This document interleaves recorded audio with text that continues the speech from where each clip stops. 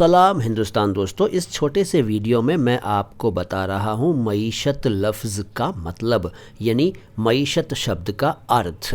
तो मईशत का अर्थ है माशी हालत, यानी आर्थिक स्थिति, अर्थव्यवस्था, इकॉनमी।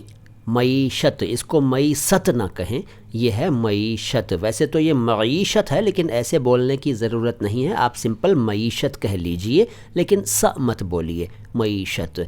इसका एग्जाम्पल सुनिए।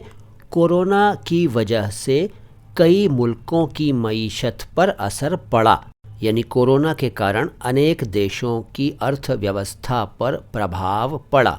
इसके और भी सेंटेंसेस हो सकते हैं। ये छोटा सा वीडियो कैसा लगा कमेंट बॉक्स में बताइए। वीडियो को लाइक कीजिए, चैनल को सब्सक्राइब कीजिए, और किसी भी शब्द का अर्थ, उर्दू या हिंदी के किसी भी शब्द का अर्थ जानना चाहते हो तो कमेंट बॉक्स में शब्द को लिखकर मुझसे पूछ लीजिए। सलाम हिंदुस्तान।